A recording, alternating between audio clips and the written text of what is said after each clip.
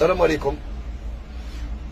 عندي نداء رئيس الجمهورية عبد المجيد تبون، ربي يحفظك يا الرئيس، والوزير الساكن.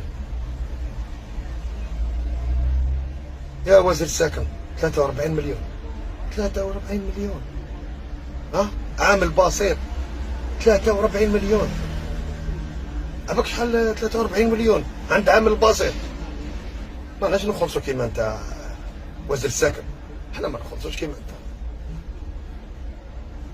43 مليون وزيد وشنو؟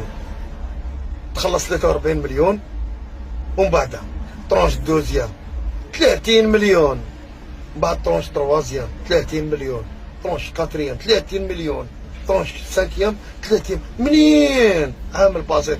ولادي انا واش ياكلوا؟ الكرد؟ نروح نجيب القرنينه من العصيده نوكلهم انا ولا كيفاش؟ ما يمرضوا لي، ما يقراو، ما يلبسوا، ما يتشهى في حتى حاجه. انا ما نتشهاش، كيف انا ما نتشهاش دوك في حتى حاجه. المعيشه راهي غاليه. كيفاش حبيتني نخلص 43 مليون؟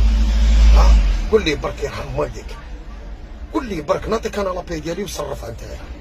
الا شدت لك سمانه يا خويا ما نديش عليك، ما نديهاش، ما نسكنش، نقعد في الضيق. انا راني ساكن في دار وراث، في اي لحظه نبيعو، في اي لحظه نبيعو. وهاي جايه هذه تاع نبيعو، هاي جايه.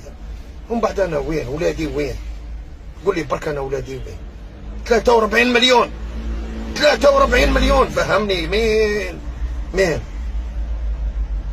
يا رئيس الجمهورية؟ ماذا بك تتدخل؟